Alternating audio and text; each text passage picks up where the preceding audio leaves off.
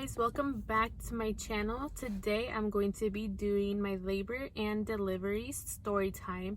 So if you guys would like to hear my labor and delivery story, then keep on watching the video.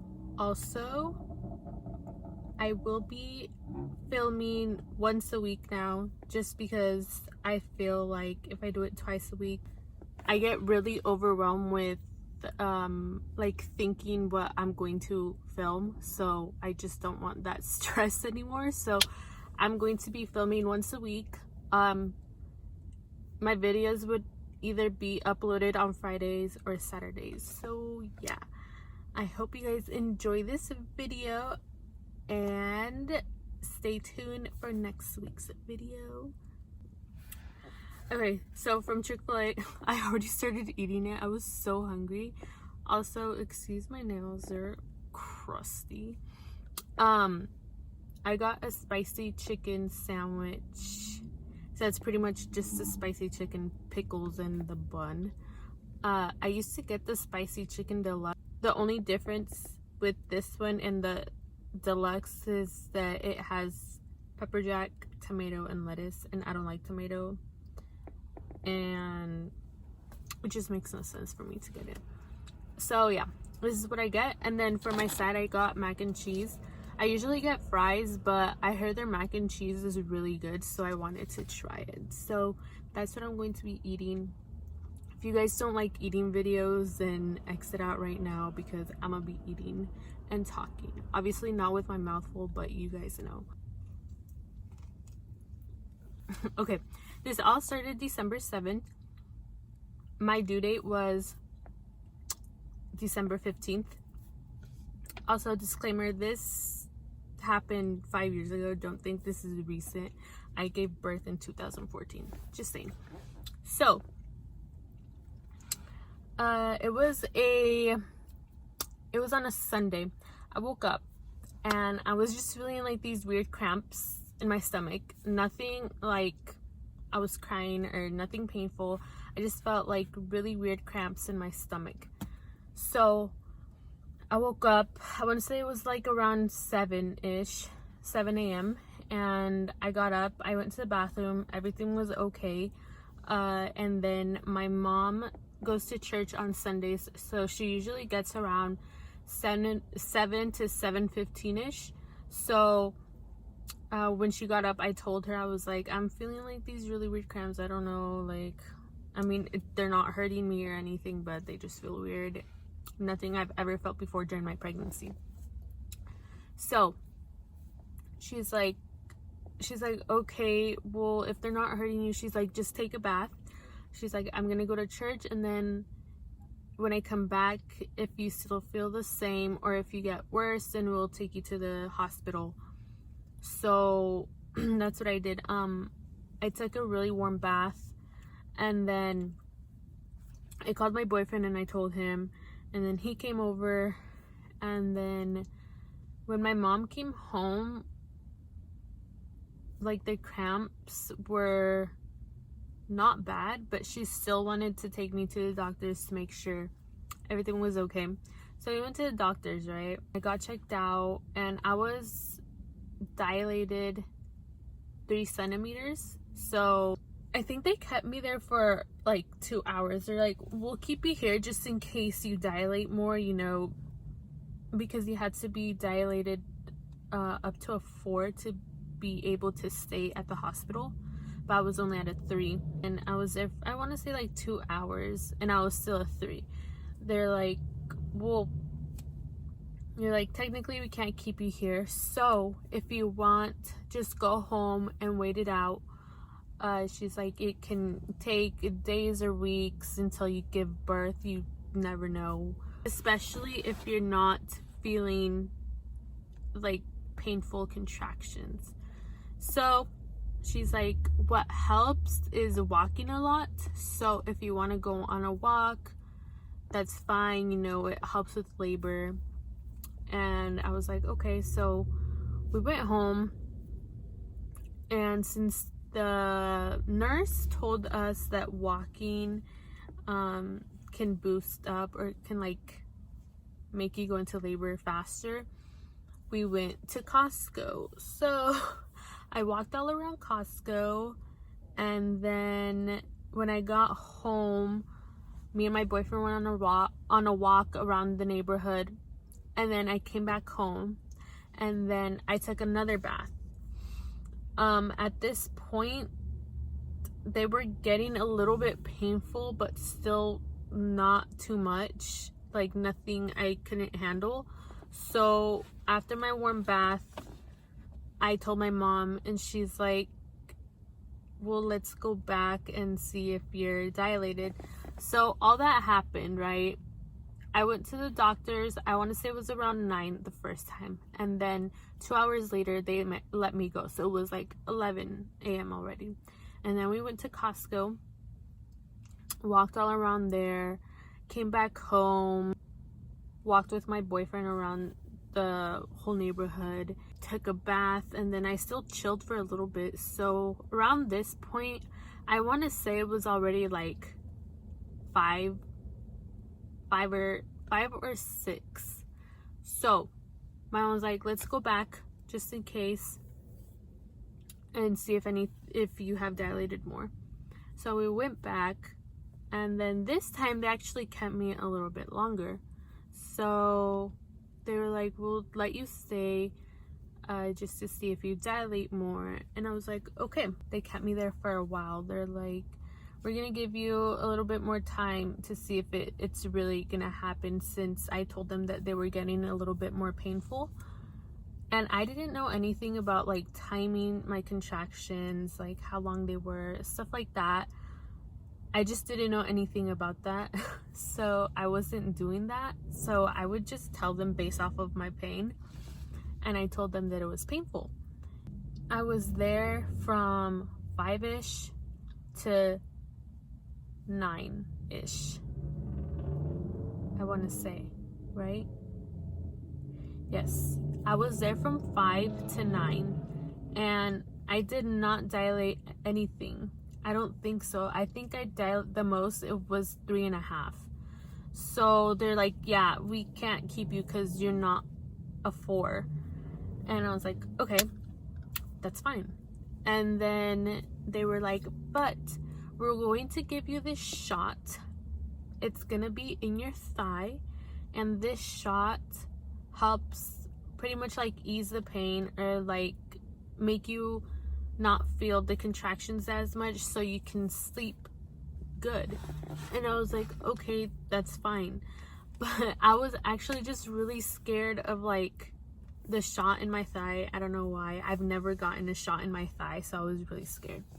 It wasn't as bad as they said it was, so they did that, and then I went home. So on our way back, I hadn't really ate all day, so we stopped by to get some tacos.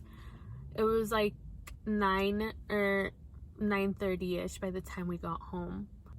As I sat down to start eating my tacos, my water broke. It was like such a weird feeling, because I like sat down.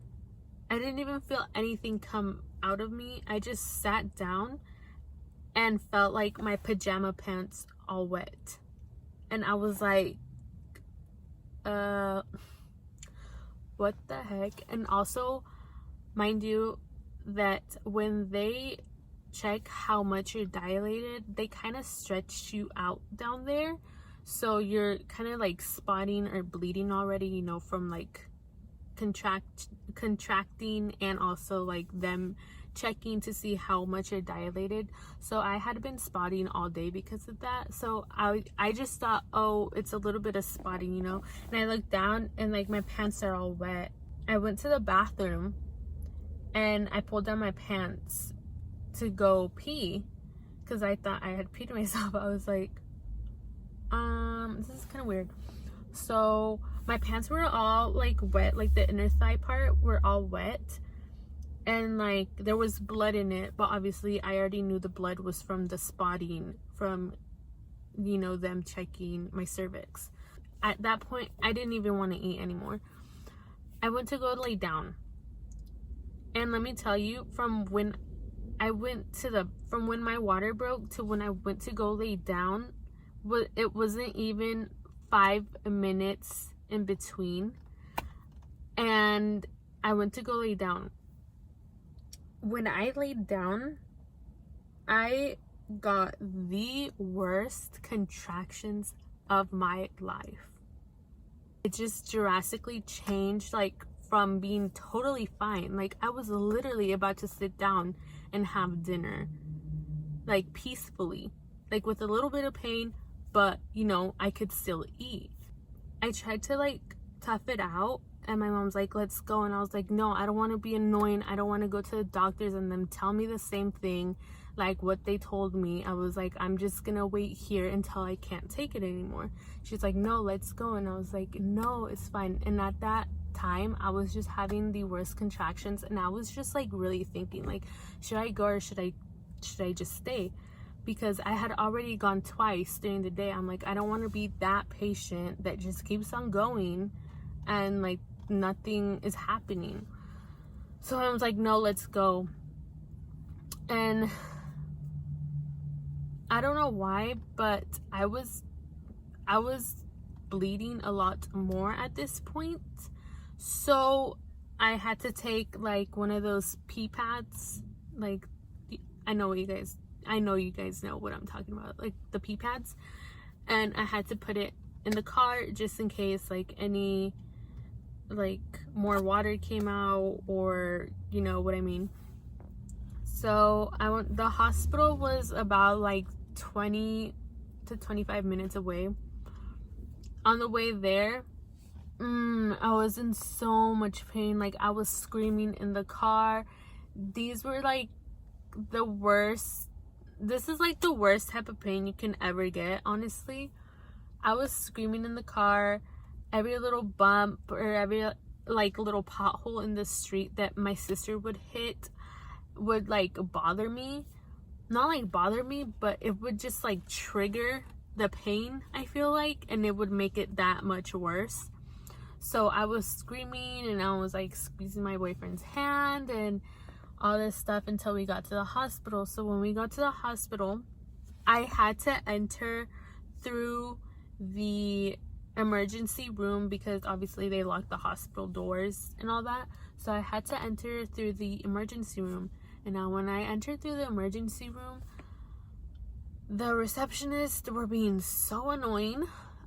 They were like, what's your date of birth, blah blah blah. And so my sister was trying to tell them my information, and they were like, no, she has to say it to us. And I'm like, what's the difference? Like, I'm in pain. Like, they saw me, like I couldn't even talk. That's how they say that if you can't talk or like breathe through your contractions, then that's when it's time to go to the doctors. And that was me at that point. I couldn't talk through it, and they wanted me to tell them my information, which I understand, but it's like, dude, you see me dying and you're like, I was like, okay, well, if you want me to tell you the information, you're gonna need to hold on until this contraction's over. So once the contraction was over, I told them my date of birth, all that shit, and then someone came to get me and wheeled me to the labor and delivery room. And when I got to labor and delivery, I want to say it was about to be 11 p.m. So I got there, they admitted me, they checked me in, they did all this crap to me, like they hooked me up to the IVs and everything. So it was like, for real this time, like I was gonna stay. Okay, so when I got to the hospital, I was already at a 4, so obviously they kept me. And you know, once you get there and you're in pain, nurses are going in and out of the room, putting the IVs in you, checking up on you. And I want to say an hour passed from when I got there. I was still in pain, but they were asking me if I wanted any type of pain. Oh, let me fix this. Okay, I think that's better. I was kind of lopsided, so I fixed it. So, like I said, an hour passed and they came in and they asked me if I wanted any type of pain medication.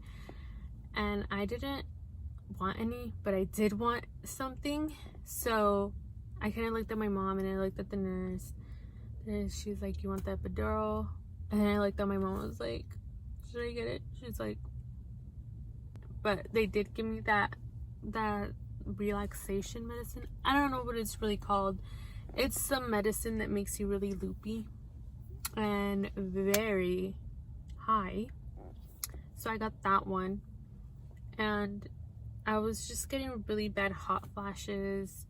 Like, they had to keep putting like wet towels on my head, and I was like feeling really nauseous. I think I threw up once. By the last time my nurse came to check how much I was dilated, she was like, okay, I'm going to check you. And at the time that she said that, I was having a bad contraction, and I was like, okay, but can you hold on and wait until this contraction is over? She's like, yeah, that's fine. So then she's like, just tell me when to go, okay? And I was like, okay, go. And I specifically remember this one because this was the one where she was like, oh my god, you're at 9, like you're at 9 centimeters, and they say that once you're at 9, it pretty much just goes from there. So she's like, okay, let me just get you all prepped up, and let me go get all the nurses, let me get the room prepped, and then let me call your doctor, because the doctor wasn't even there. She was on call.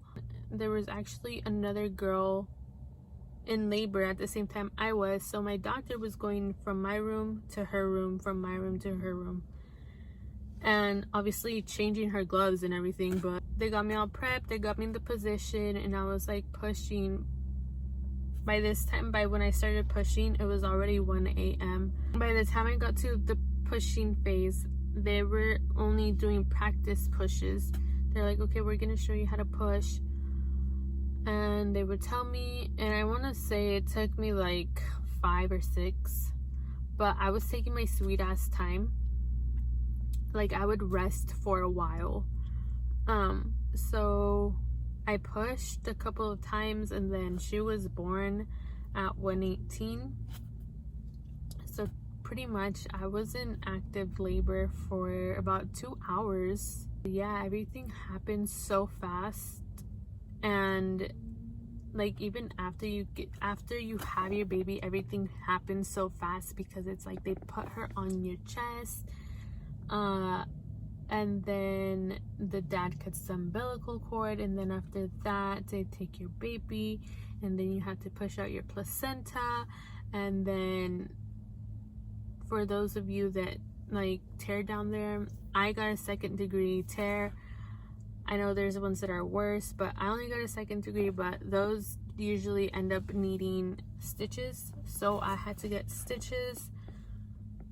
And then since I didn't end up getting the epidural, I felt everything, so they actually had to numb me down there. So they put a needle, numbed me, and they stitched me up, and then they get everything cleaned up. They clean you up. They come in, like, I don't even remember, but they came in kind of like, I want to say every 2 hours or so, to push down on your stomach to get like all the leftover liquid or blood or anything from your stomach, to take it all out. All I remember is being super hungry after Allison was born. She was such an easy baby. She was like, she slept the whole night.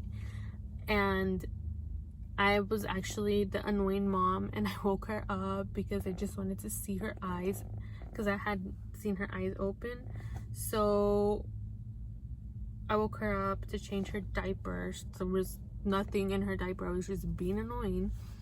So yeah, I just remember being super hungry. And at that time, it was obviously the middle of the night, and the cafeteria wasn't open. Well, at least mine wasn't. Mine wasn't 24 hours. They actually had these like little lunch boxes or snack boxes. I don't remember what they called it, but they usually keep those on hand just for like the people that give birth like around the time that I do.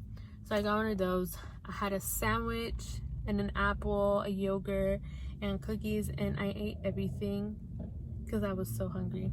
I hope you guys found this story time entertaining or interesting, and if you guys would like to see more videos like this or more story times, definitely give this a thumbs up and subscribe to my channel. I'm going to be uploading once a week, either on Fridays or Saturdays. So if you guys enjoy my content, then definitely subscribe. I hope you guys are staying safe in this quarantine. I hope you guys have a great day. Stay safe. Until next time, I'll see you in my next video. Bye guys.